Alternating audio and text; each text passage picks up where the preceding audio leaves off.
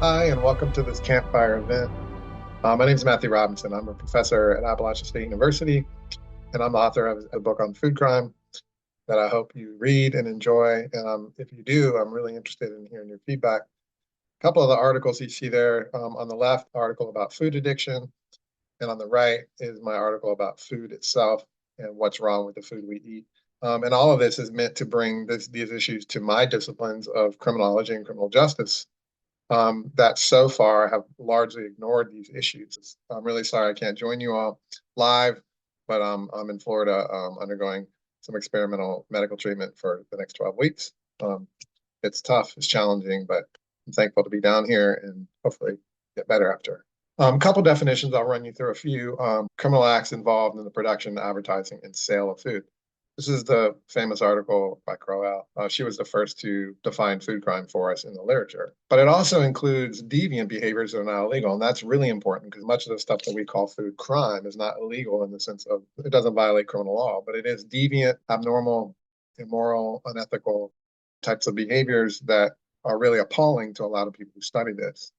Scholars point out that food crime is harmful to consumers, of course, but also to the planet, and interestingly, even to business. And so, one of the arguments we need to make to business is that producing ultra processed foods, for example, ultimately will be bad for them as consumers turn away from it. Some examples: food fraud is illegal, tricking people into buying something that's not what it's advertised to be. Misleading advertising is actually very common in the United States. False advertising simply has to have the potential to mislead, and a lot of food products do just that. Cruelty to animals is an enormous issue, almost unfathomable what animals go through as part of our food system. And once you learn it, it makes it a lot easier to not want to eat animal products. There's a lot of exploitation of labor and hazardous working conditions. In the United States, about 54,000 people die every year. 4,000 of those die at work, and another 50,000 get an illness at work and then die later. Murdered, by definition, kills about 20,000 Americans. So hazardous working conditions are more dangerous than murder. Dangerous chemicals in farming. These two, funding one-sided studies and using front groups to confuse consumers, this was really news to me until I did a lot of research by people like Marion Nestle. The one-sided studies, they're really interesting in the sense that the companies make claims about their products, they're healthy when they're not, or that they health benefits that they don't have, or that they're not unhealthy when they are. And they spend an enormous amount of money to convince us of these things. And so that leads into the misleading advertising. The front groups are groups that do the dirty work for a food corporation, and they don't have the names of food companies on them. And they stand for things like consumer freedom, which no one's against. These are groups that make claims about food and food companies that are misleading or in fact wrong in some cases. Product shrinkage is the term that I use to describe less and less of the amount of a product in a package over time, but they sell it for the same price. So that's a form of fraud. We see this in basically every type of food.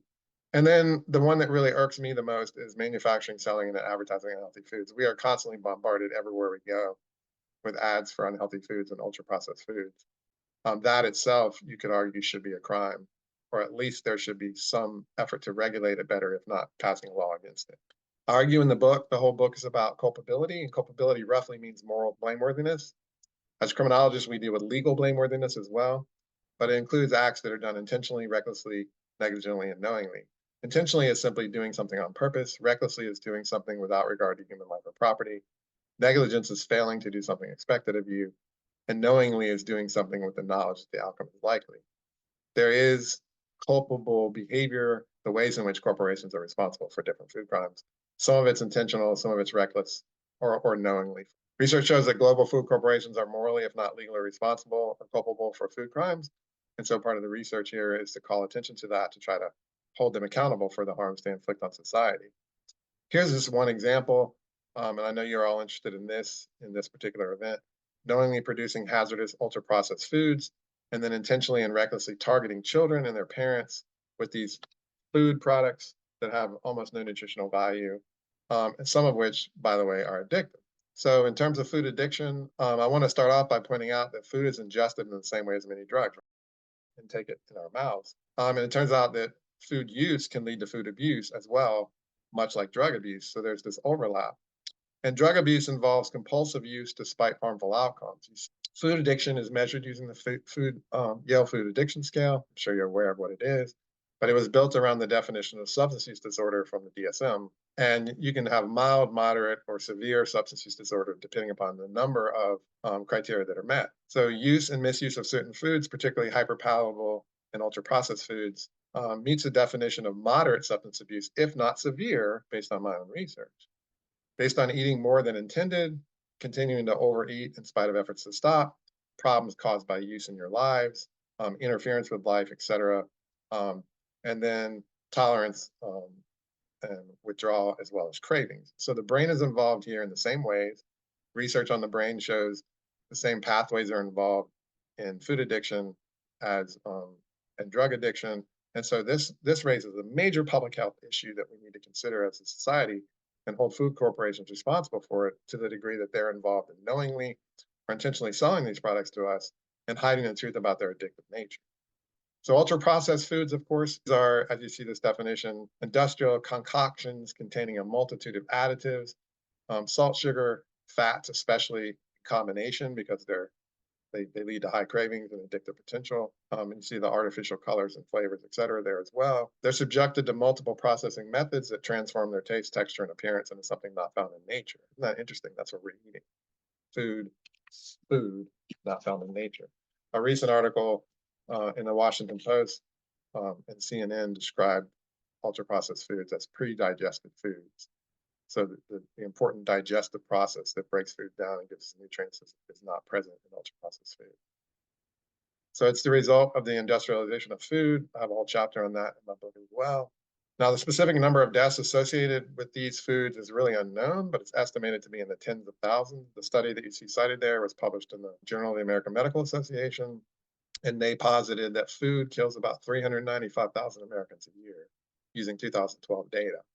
Now, that 395,000 deaths includes foods that we don't eat enough of, as well as foods we eat too much of, including ultra processed foods. So tens of thousands is definitely a very reasonable estimate.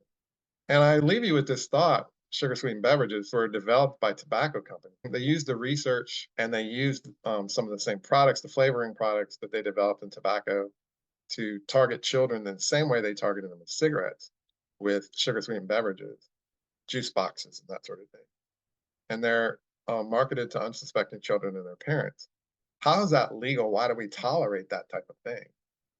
I have two children and I raised them not to drink fruit juice because it really doesn't have a nutritional value. I taught them to eat fruit and I explained to them the difference. So parents are capable of doing this. One day I was at the store and I found it really sad that this couple was so elated that it was a Dollar General store, and they were elated that they found fruit juice for their children, and they were almost in tears. They found it there because they were so poor they couldn't afford proper nutrition for their children. And when I looked at what they were buying, it was fruit flavored punch that had no fruit juice in it at all.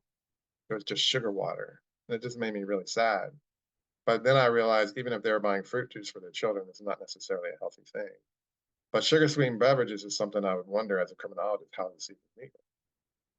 Now, why should nutrition matter to criminology and criminal justice? To the degree that my fields of study are aimed at helping reducing harmful behaviors in society, then we should be studying issues related to public health, including nutrition. We should be especially focused on issues like food crime, food addiction, proliferation of ultra processed foods. So I have launched a new branch of criminology called food criminology, and I'm waiting for other scholars to join to teach and do research about this. And I'm inviting people to do that.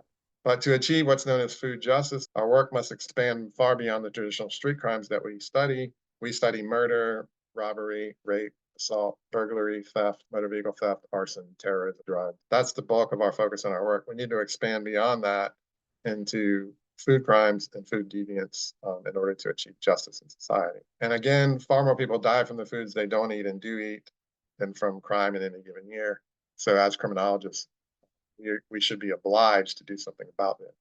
So this raises issues of justice, and these are two of my favorite books on the topic.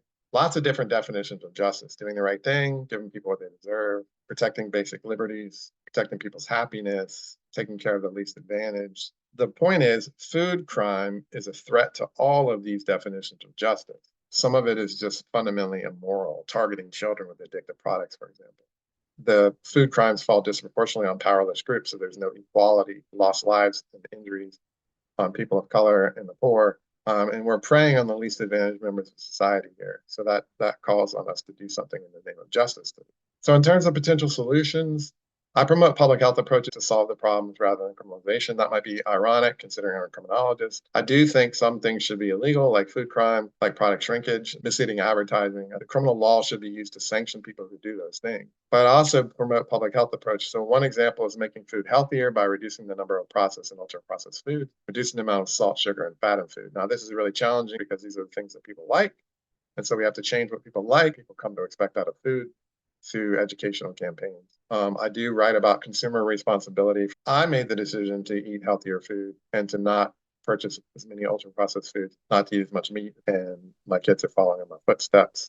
It's really up to us ultimately to do something about it. This requires more education of consumers about the harms associated with products they tend to buy, but I also insist on holding food companies responsible for their deviance and criminality. With that, I will end. I'm happy to answer any questions you have. The best way to reach me, of course, is email, but you can find me online, reach out. I'm really happy and excited to hear from you. I hope that I'll hear from you going forward. I wish you the best of wishes in this event, and I'm really sorry I couldn't be there. Thank you so much for your time and attention.